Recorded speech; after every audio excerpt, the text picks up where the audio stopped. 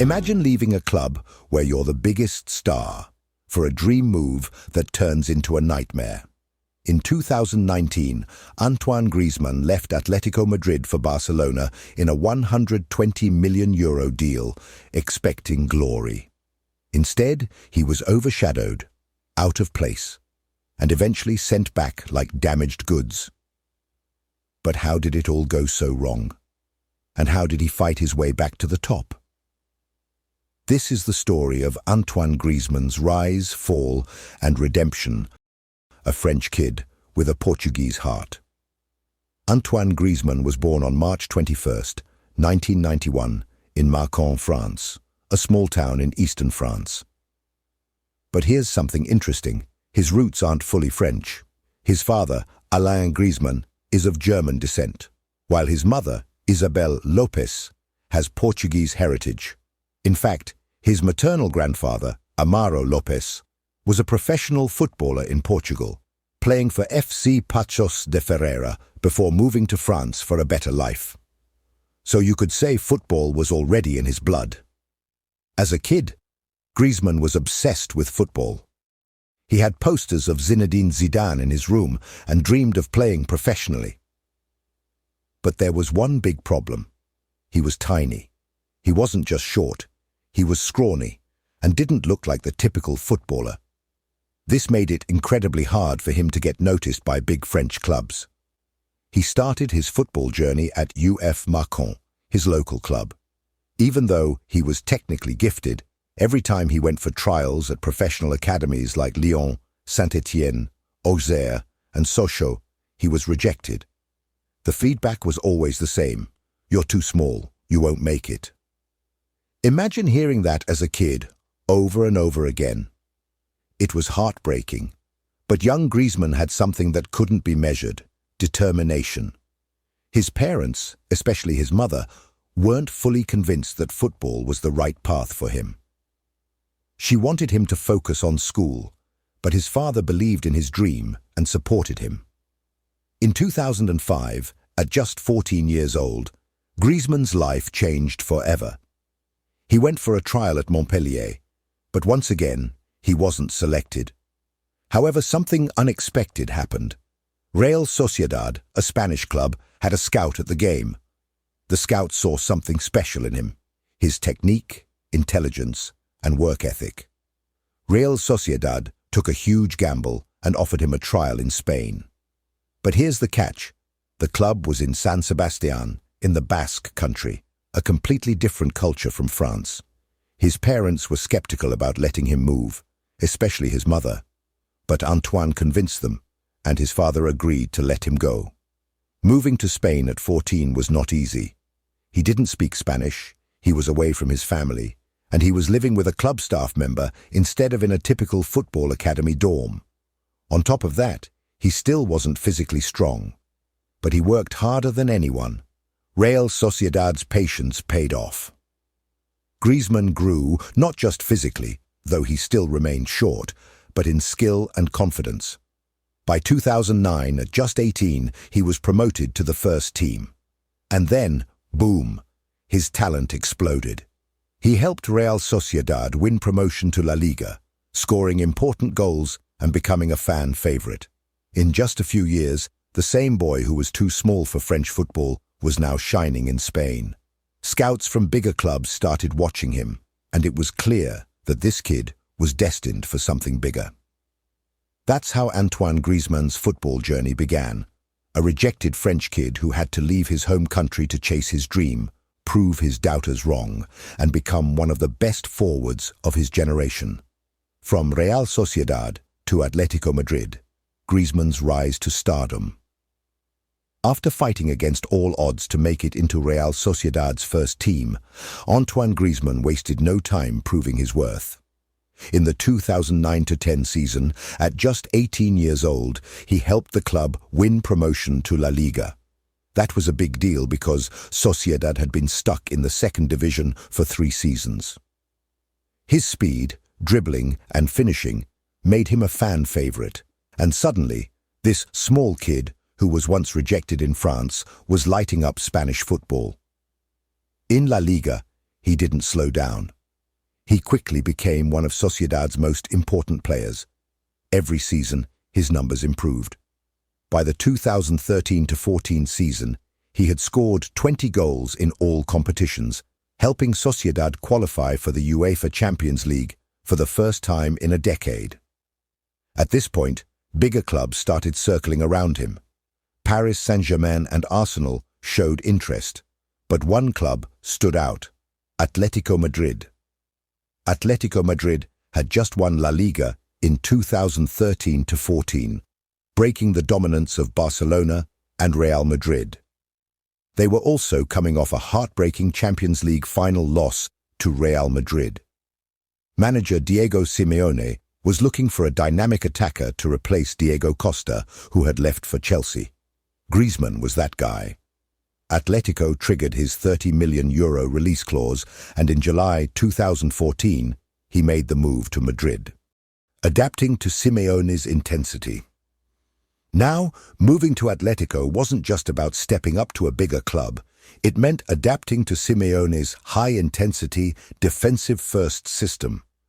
Griezmann had always been an attacking player, but now he had to press, defend, and fight for every ball.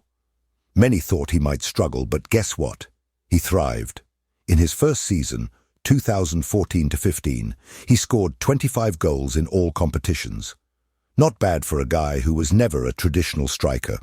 His speed, technical ability, and lethal left foot made him one of La Liga's deadliest forwards. But Griezmann wasn't just about goals. He had charisma. He celebrated goals with his signature hotline bling dance, inspired by Drake's song, and Atletico fans absolutely loved him. By 2015-16, Griezmann had established himself as one of the best forwards in the world. He led Atletico to another Champions League final, scoring crucial goals along the way. Unfortunately, just like in 2014, they lost to Real Madrid, this time on penalties. That summer, he also starred for France at Euro 2016, finishing as the top scorer, 6 goals, and winning the Player of the Tournament award. France lost the final to Portugal, but Griezmann had proven that he was world-class. Over the next few seasons, he kept getting better. He finished third in the 2016 Ballon d'Or voting behind Cristiano Ronaldo and Lionel Messi. He won the 2018 Europa League, scoring twice in the final. Then, later that summer, he helped France win the 2018 World Cup, scoring in the final against Croatia. It was the perfect moment. Griezmann was at his absolute peak. But at the same time, something was brewing. Despite all his success at Atletico, he had one big regret. He had never won the Champions League. And that's when Barcelona came calling. The start of a mistake. In 2019, Barcelona triggered Griezmann's €120 million release clause. On paper, it seemed like a dream move, joining Lionel Messi and Luis Suarez at one of the biggest clubs in the world. But as we know now, things didn't go as planned. By 2019, Antoine Griezmann had done everything at Atlético Madrid except win the Champions League. He was their star player, their top scorer, and their talisman. But he wanted more. When Barcelona triggered his €120 million release clause, it was supposed to be the next big step in his career. Playing alongside Lionel Messi and Luis Suarez sounded like a dream. This was a Barcelona team known for attacking football, quick passing, and dominating opponents. But from the very beginning, things didn't feel right. Griezmann's Barcelona move was controversial because of how it happened. In 2018, he had actually rejected Barcelona in a dramatic way. He released a documentary called La Decisión, where he filmed himself choosing to stay at Atletico. Barcelona fans were not happy about that, and even some players at the club, especially Messi, weren't convinced when he finally arrived a year later. At Atletico, Griezmann had been the main man. Every attack went through him. But at Barcelona, he wasn't. This was still Messi's team. Griezmann was forced to play out of position, sometimes as a winger, sometimes as a second striker. His natural style just didn't fit. The biggest issue? Barcelona didn't really need Griezmann. They already had Messi and Suarez, and later they added Ansu Fati and Ousmane Dembélé. Griezmann wasn't the focal point anymore. His confidence took a hit. His first season, 2000, trophyless. But the worst moment? The 8-2 humiliation against Bayern Munich in the Champions League. That game was a disaster for the club. After that, Barcelona fell apart. Suarez was sold, Messi wanted to leave, and the club's finances were in ruins. Second season, a slight improvement but still a misfit. In 2020-21, under new coach Ronald Koeman, Griezmann showed some improvement. He scored 20 goals and helped Barca win the Copa del Rey. But it was clear that he would never be the same Griezmann from his Atletico days. The final straw? Barcelona's financial collapse. The club was drowning in debt, and after Messi left for PSG, they needed to cut wages. Griezmann, being one of the highest-paid players, was suddenly expendable. In a shocking move, on the last day of the 2021 summer transfer window, Barcelona loaned Griezmann back to Atlético Madrid with an option to buy. Just 2 years after his €120 million move, he was back where he started. Only this time, it felt like he was running away from a failed dream.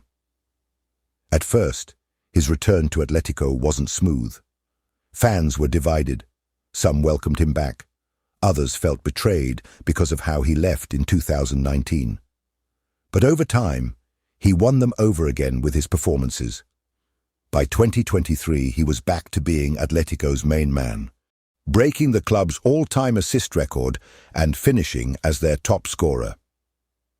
Lessons from Griezmann's career. Leaving your comfort zone isn't always the best move. Griezmann had everything at Atletico, but the dream of playing for Barcelona led him into a system that didn't suit him. A club's style matters. He thrived in Simeone's counter-attacking system, but Barcelona's possession-based football didn't fit him. Sometimes, going back is the right move.